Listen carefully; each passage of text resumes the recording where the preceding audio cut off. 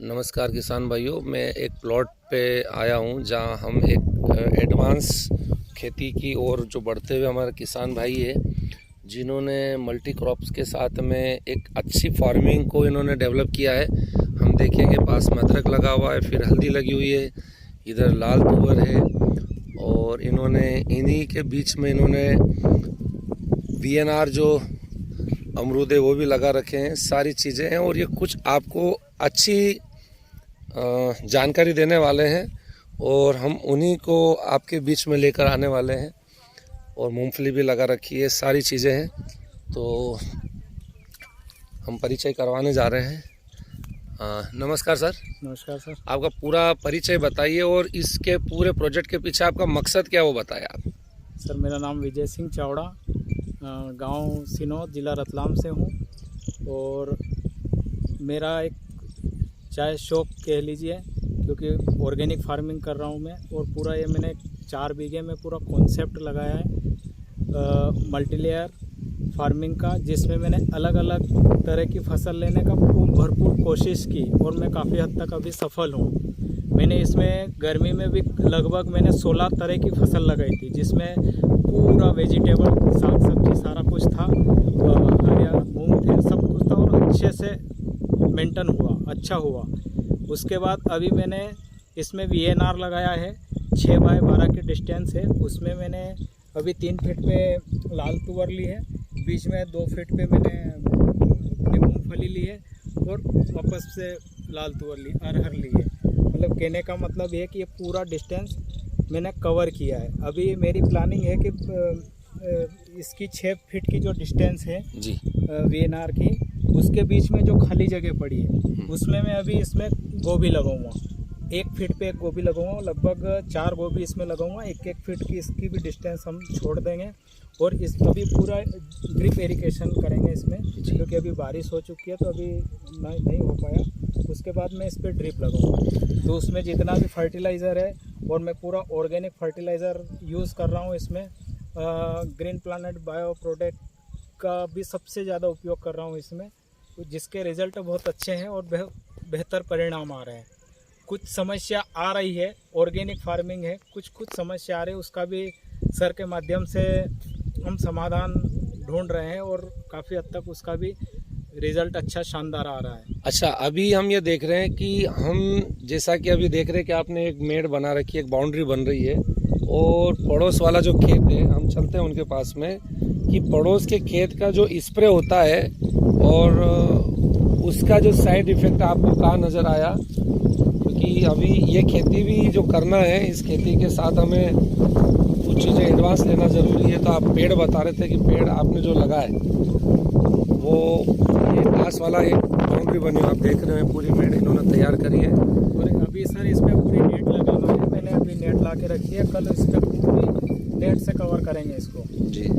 और इसमें मैंने अभी सर 10-10 फीट की डिस्टेंस पे मैंने मोहगनी के पेड़ लगाए थे। ये सर, ये पास में स्प्रे के कारण डैमेज हो गए, तो वापस दोबारा लगाऊंगा। बाकी एक मेडिसिन पौधा है और काफ़ी हद तक इसके बीज और इसकी लकड़ी दोनों काम में आती है, तो ये 2 काम करेगा। क्योंकि इंगल लगाना और बाउंड्री बनाना एक बहुत खर्चीला काम है, इसलिए मैंने इसको बम्बू इस पे लगाया है, नीलगिरी के पेड़ पे, डांडियों पे। अब इसमें ये 2 साल में पूरा पेड़ तैयार हो जाएगा, तो ये पूरी तार फेंसिंग बाउंड्री जो है वो इस पे आ जाएगी, तो एक अपना खर्चा बचेगा। 2 साल तक ये लकड़ी चलेगी, कोई दिक्कत नहीं है, कोई समस्या नहीं है। और इसका पूरा कवर करेंगे तो इसमें कोई दिक्कत वाली, बाहर से जितने भी बैक्टीरिया या हवा के साथ जो भी जीवाणु आते हैं वो इसमें आना बंद हो जाएंगे, क्योंकि इसको पूरा कवर करके ने फिर इसको पूरी तरह से ऑर्गेनिक फार्मिंग में लेके आएंगे।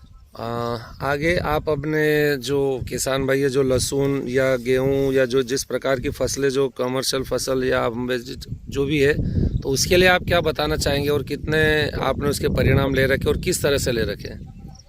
सर मेरे पास लगभग मैं सभी खेतों में ऑर्गेनिक करने की कोशिश है और वो मैं सन 2018 से कर रहा हूँ और काफ़ी हद तक सफल हूँ। मतलब मैंने DAP 2018 से छोड़ दिया है, मैं DAP नहीं डालता हूँ मेरे खेतों में, और उसके इतने अच्छे से अच्छे रिजल्ट आ रहे हैं आज। जो मेरी हल्की से हल्की ज़मीन है वहाँ पर भी आज क्रॉप जो फसल है, अभी सोयाबीन लगा है, बाकी एक जैसा एक समान खड़ा है। पड़ोसी के खेत में सोयाबीन लगभग सूख गई है। अभी मेरे खेत में करीबन 8 दिन या 1 हफ्ते का भी डिस्टेंस चल रहा है। अच्छा, ये 1 हफ्ते का डिस्टेंस हमें कहीं ना कहीं क्वालिटी बनाने में जो बिल्कुल टाइम चाहिए पौधे को, वो मिल रहा है, और उसी के कारण हम दाने को अच्छा वजनदार, ठोस और बोल्डर बना सकते हैं। दूसरी बात सर, मैंने जो अपने जो खेतों में जो हकाई जुताई होती है उसमें बहुत सारी बचत हो गई। जितनी में 3-4 बार हकाई होनी थी, रोटावेटर के लिए अलग से खर्चा था, कल्टीवेटर, आपका प्लाऊ, वो सब समस्या का हल मेरे को ऑर्गेनिक खेती से मिला। क्योंकि ज़मीन आज इतनी मुलायम और इतनी भुरभुरी हो गई है कि मेरा एक छोटा 10-35 का ट्रैक्टर है, 35 हॉर्स पावर का, मैं उसी से रोटावेटर और उसी से कल्टीवेटर, मतलब सारा काम वही कर देता है। मेरे को ये सोचने की आज ज़रूरत नहीं है कि मेरे को 50 हॉर्स पावर या 55 हॉर्स पावर का ट्रैक्टर लाना पड़ेगा ज़मीन के लिए। हाँ, ये स्थिति थी मेरी 2018 से पहले कि यार अब संभव नहीं है खेती करना, क्योंकि इतनी हार्ड और इतनी टाइट ज़मीन हो गई थी। इसलिए इसको धीरे धीरे ऑर्गेनिक कॉन्सेप्ट पे लेके आए। मतलब आज का जो परिवर्तन का युग है, और उस परिवर्तन के युग में आपको जो एक संस्था जो मिली है जी, वो कितने वर्ष पुरानी है, और उस संस्था ने जो अभी आपको जो चीज़ें दी है वो किस स्थिति में दी है, मतलब पूरा सिस्टम आपने उसके अंदर लिया है, तो उसके बारे में थोड़ा सा एक आप बताएं। सर, ये कंपनी लगभग 20 साल पुरानी है, और मेरे अनुभवी सीनियर सर मंगीलाल जी जोशी, जिनके थ्रू मुझे ये सारा कुछ कॉन्सेप्ट मिला, और उनका भी करीब इस कंपनी में 13 से 14 साल का एक्सपीरियंस है। तो उनके सानिध्य में, उनके माध्यम से हम ये पूरा ऑर्गेनिक फार्मिंग कर रहे हैं, और बहुत मज़ा आ रहा है सर। कुल मिला के हम सभी किसान भाइयों को ये कह सकते हैं कि ये जो फार्मिंग के नाम पे जो एक वहम है, एक तरह से कहीं ना कहीं लोगों के मन में डर है कि भैया ऑर्गेनिक करेंगे तो हम नुकसान में रहेंगे, तो वो डर भी निकाल दो आप 2 मिनट में। कैसे, क्या बता सकते हैं? बिल्कुल सर, निकालना क्या है, क्योंकि किसान एक जो खेती कर रहा है, मतलब उसके लिए वो एक प्रयोगशाला है, प्रैक्टिकल है, वही देगा ना रिजल्ट निकाल के। कोई कंपनियां थोड़ी आएगी, कोई वो जो भी कंपनी प्लस पॉइंट है उसका, तो वो तो बताएगी ना कि मेरा ये प्रोडक्ट एक्सीलेंट है। अब यूज़ करके आपको बताना है कि उसका क्या है। मेरे हिसाब से बहुत शानदार रिजल्ट है। इसमें क्या है, प्राकृतिक खेती भी हो रही ना आपकी, जैसे धीरे धीरे आपका गोबर हो गया, गौनीत हो गया, उसका भी यूज़ कैसे करना है वो भी बता रहे हैं, वो भी सिखा रहे हैं। तो उससे क्या है, आपका खर्चा और आपकी जो लागत है वो कम से कम हो रही, तो खेती करने में तो मज़ा आएगा। अच्छा, ये संस्था केवल प्रोडक्ट देती है कि इसकी जानकारी, ट्रेनिंग वगैरह देती है? सर, जानकारी पूरी है, कॉन्सेप्ट बहुत बढ़िया है, ट्रेनिंग तो होती रहती है, ट्रेनिंगें होती रहती हैं। अगर आज मान लो मैं 10 किसान को यहाँ अगर बिठाता हूँ, तो पूरे अधिकारी सब आएंगे, पूरे उसको जानकारी देंगे, ट्रेनिंग देंगे। प्लस आपका जितना पशुधन है, पशुधन से जो वेस्टेज है, जो भी आपका गोबर है, गौनीत है, उसका यूज़ कैसे खेत में करना है, वो प्लस पॉइंट वो भी है। हर किसान के पास ये है, और उसका यूज़ आपको खेती में कैसे सही तरीके से करना वो भी बता रहे हैं। तो कुल मिला के मेरे हिसाब से बहुत अच्छा है सर। तो अभी एक हमारा जो गवर्नमेंट की पॉलिसी है कि किसान की लागत कम करना और पैदावार बढ़ाकर उसकी कहीं ना कहीं आमदनी को बढ़ाना, ये जो कॉन्सेप्ट है वो ऑर्गेनिक से संभव है, ऐसा मानते हैं हम? जी सर, बिल्कुल, क्योंकि इसमें केंद्र सरकार, राज्य सरकार सभी जोड़ दे रही हैं। और अभी कॉन्सेप्ट मतलब एक प्रेशराइज जो अधिकारी के ऊपर भी है, जितने भी कृषि अधिकारी है, कि कम से कम एक गांव में पहले 5 किसानों का था, अब कम से कम 70 से 75 किसान आपका ऑर्गेनिक होना चाहिए। तो उसके तहत भी सरकार भी का भी प्रेशर है, अधिकारी का भी है। और एक मतलब जो डर के आप केमिकल फर्टिलाइज़र में जो यूज़ कर रहे हो, जितना खर्चीला काम है, उससे मेरे को कहीं बेटर ये लगा, क्योंकि इसमें खर्च बहुत कम है। जी जी जी, कुल मिला के खर्चा करना होता है, लेकिन सही चीज़ों पे खर्चा करेंगे तो उसका बेनिफिट के रूप में हमें कहीं ना कहीं फ़ायदा मिलेगा।